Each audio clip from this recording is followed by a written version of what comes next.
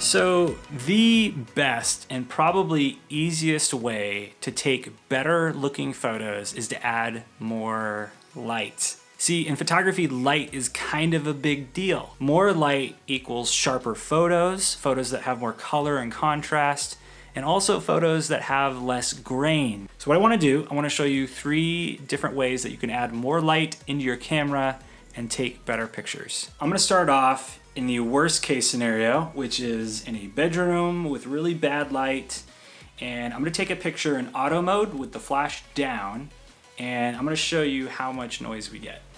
Okay, so you can see right away results aren't good. There's a lot of grain, the color is kind of desaturated, and the image quality overall is just kind of meh. So how can we really improve the look of this? Well, the easiest way is to use a flash. Unfortunately, the pop-up flash on your camera produces this harsh light with a lot of shadows, and the result is not usually flattering. So what we want to do is utilize an external flash. It's really simple. You just sort of connect it to the top of your camera. I've taken the flash here and I've just pointed it up. I want that light to bounce off the ceiling and really kind of illuminate the entire room. Okay, so you can see right away things are so much better. There's a lot more color, a lot more contrast. It's nice and sharp. Best of all, there's not a lot of grain, which is awesome because it really makes our photo look more vibrant and more punchy. Now what I want to do, I'm going to move from this space to another space and show you another couple ways to add more light. Okay, so now I'm in a room with lots of windows and natural light, which is awesome. It's really going to help us improve the look of our photos. However, even in these situations, it can still be a little bit challenging. And the reason for that is how we position the subject towards the light. So right now I'm recording this. The windows over here are pointing at my face, so I look well lit. However, if I slowly start to turn around, you can see how my face gets darker. The reason for that is now the light is behind me. It's not illuminating my face. So in order for the camera to sort of brighten things up, it has to boost something called the ISO. So I'm going to do that here as I'm recording. You can see how it's starting to get brighter and brighter. The problem is, as you boost that ISO, it's going to start getting grainier. So I have my diorama set up down here. I want to take a little test shot and show you what that looks like. So compared to the other shot where we just use ambient light, you can tell how the natural light is really making things look better. However, if you zoom in, you can still see some grain.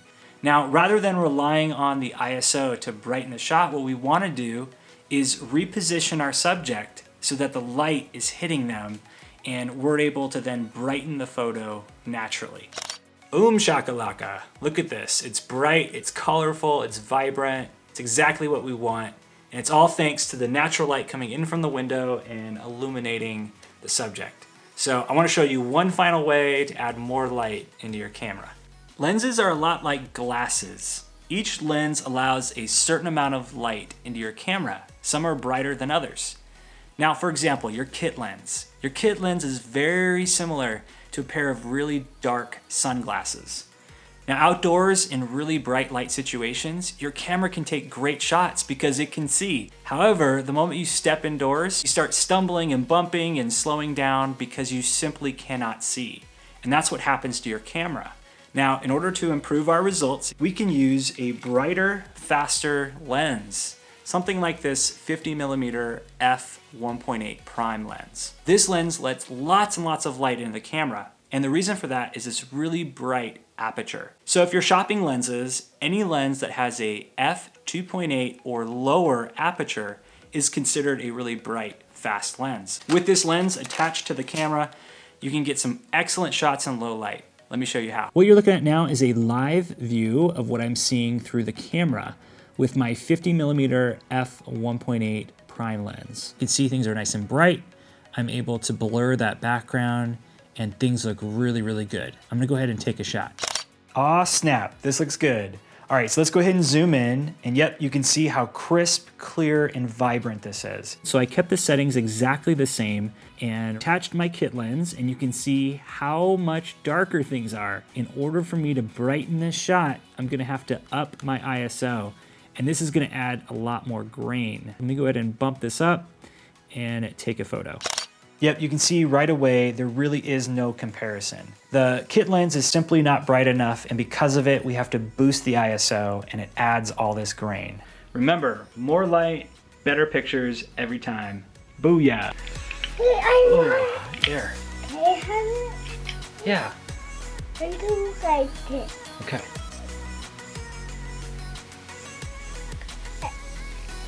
It worked! Hey guys, thanks so much for watching episode 22. If you enjoyed the episode, please do like and subscribe. I'm gonna go ahead and link to episode 21 if you haven't seen it already. It's a little trick to avoid blurry photos to ensure you get really sharp results, so check it out.